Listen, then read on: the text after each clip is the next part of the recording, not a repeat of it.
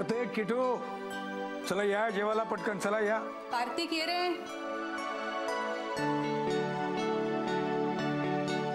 बसा. नाही ना, मला फक्त स्प्राउट्स आणि बॉइल्ड व्हेजीस.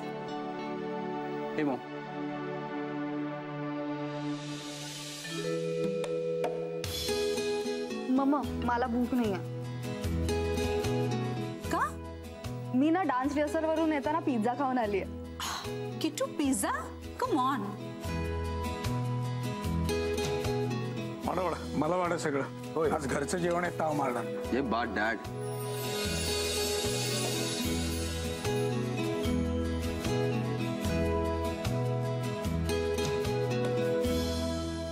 बरं तुम्ही जेवलात का? घ्या घ्या जेवायला घ्या तुम्ही. नाही मी नंतर जेवतो, तुम्ही चालू करा. बर.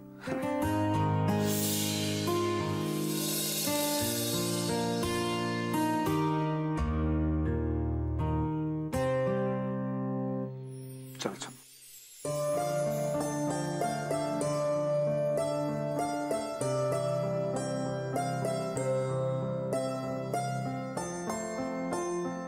मम्मा मम्मा चला. चालेल. काय मग कार्तिक, तुझ्या त्या फॅशन इव्हेंटचं कुठपर्यंत आलंय? कसं काय चाललंय?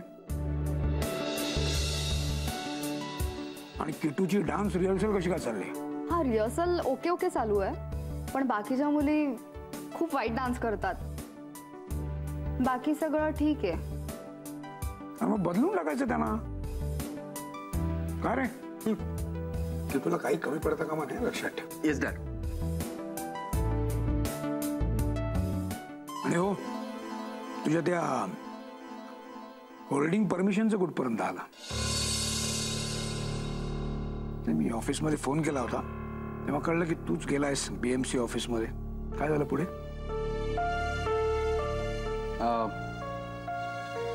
डॅड ऍक्च्युली परमिशन नाही मिळाली. What nonsense. का असं का? आणि मुळात म्हणजे तू का गेला होतास स्वतः BMC ऑफिसमध्ये? मेहताना पाठवायचं आणि करून घ्यायचं काम.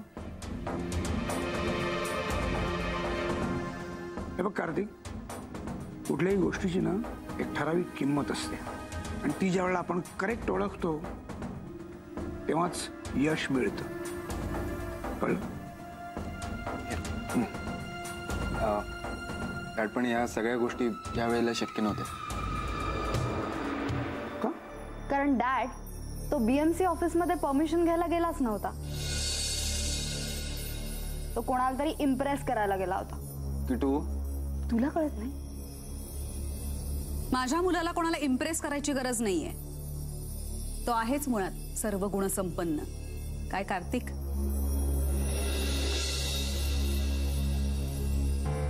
किटू तुला 1000 वेळा सांगितलंय आम्हीचं खूप.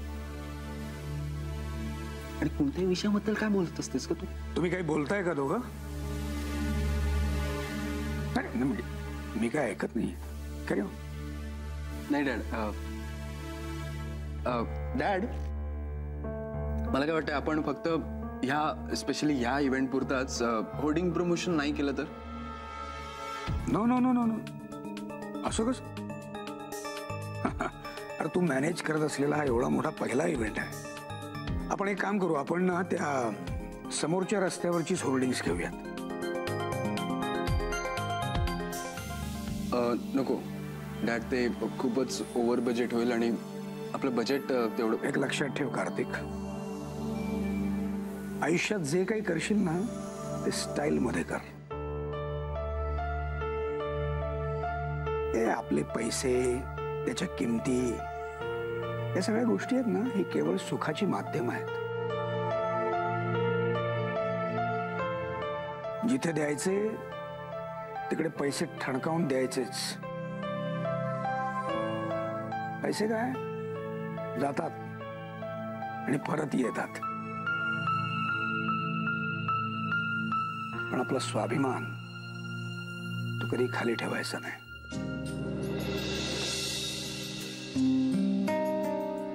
कळलं?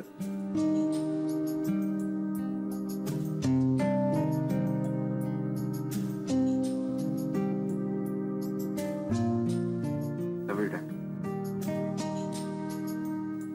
Take care.